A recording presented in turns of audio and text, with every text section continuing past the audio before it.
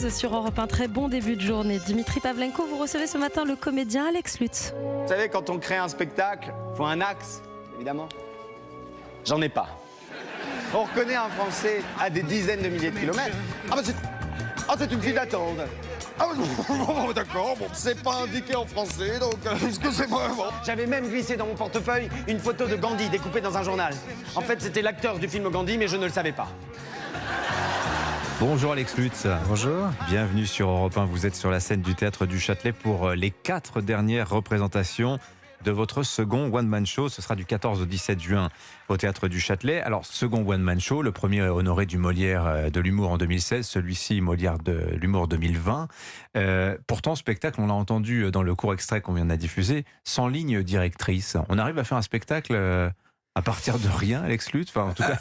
Non, il est pas. Il a entendre une direction. Si, il a une direction, bien sûr qu'il a. Il a même une thématique, en fait. Il a la thématique de la vulnérabilité, de l'annibalité, de la question sur la performance et de où elle se loge, surtout actuellement, partout, tout le temps, pour la moindre chose que l'on fait, on doit se sentir performant, jusque dans sa dépression.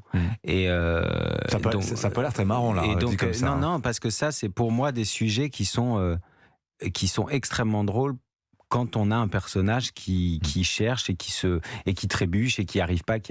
Je commence le spectacle en voulant faire une magnifique parade équestre et ça foire tout de suite. Et à partir de cette foirade-là, je construis tout mon spectacle. Il n'y a pas besoin d'imaginer la parade équestre parce que le cheval vous accompagne sur scène et vous repartez avec. Mais ça vous vient d'où cette idée ?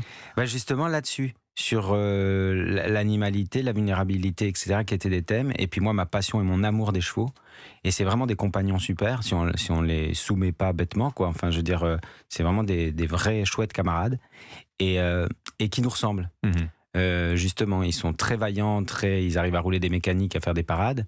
Mais c'est quand même un peu froussard, ça se casse un peu ça part facilement. Son travail, le cheval, c'est de partir en courant. Alors, si on était dans un western, Alex Lutz, je dirais le monde se divise en 2 catégories. Il y a les gens de réponse et il y a les gens de questions. Et vous venez de le dire, à la fin du spectacle, on ressort quand même la tête pleine de questions, les questions que vous nous suggérez.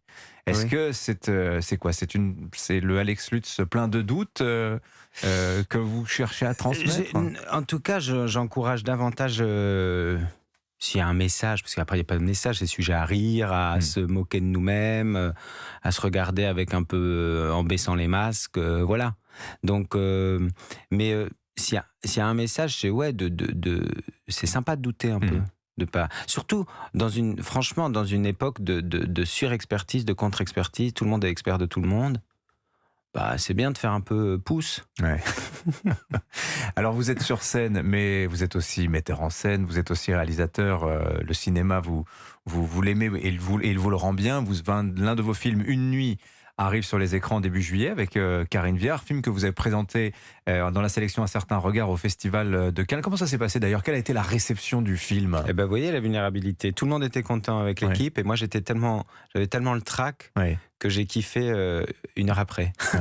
Mais pourquoi vous avez dit parce que je me faisais une pression bête, j'étais là, oh là là. Mais en fait, c'était super. Vous saviez tout ce qui était compliqué, tous les défauts du film, vous les voyez Non, mais ça, je crois que vous les voyez même 10 ans après. Heureusement d'ailleurs, parce que si vous êtes juste autosatisfait, béat de bonheur devant un truc que vous avez fait, vous arrêtez. Donc, mais là où j'ai vraiment profité quand j'y étais, on a dû faire une répétition technique pour voir si tout se passait bien avec le son et tout.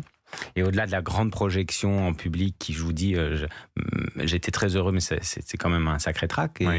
Mais la veille, on avait fait une répétition technique et on était avec le noyau dur de l'équipe avec qui on a fabriqué ce film. Et ça faisait drôle de se retrouver vraiment cette toute petite famille du point de départ dans cette grande salle qui allait nous accueillir le lendemain. Et ça faisait très chaud au cœur. Et c'était, voilà. Et après, la réception du public a été super. Donc, on espère. Je suis content. Et vivement le lâcher finalement dans la nature. Là, j'ai fait mon œuf. Je peins encore un peu la coquille. Je mets un nœud et c'est à vous. Tiens, vous avez vu ce reportage il y a quelques jours de cela, réalisé par Laurie Choleva sur justement le fait de vieillir quand on est une femme au cinéma. Je vous pose une question parce que Karine Viard est la comédienne principale de votre film.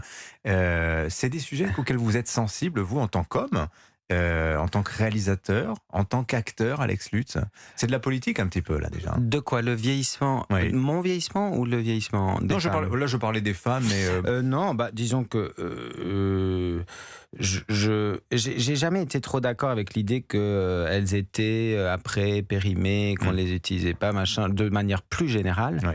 Je trouve que de leur sortie de conservatoire ou de leur début de carrière jusqu'à la fin, il est amplement et plus que temps d'avoir un tout petit peu plus d'imaginaire sur les histoires à leur pondre.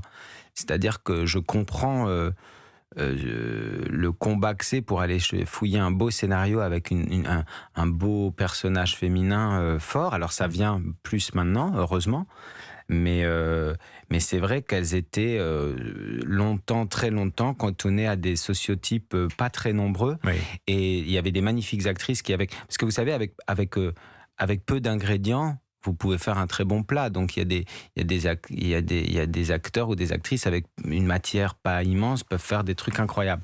Mais ça serait bien il est plus que temps de nourrir la matière et de leur donner des histoires et des portraits aussi variés que possible. Aussi variés que le nombre de femmes qu'elles sont, quoi. Et ben voilà, Alex Lutz, un cheval, le théâtre du Châtelet, 3 simples Alex Lutz, un ingrédients. cheval. Il s'appelle Nilo.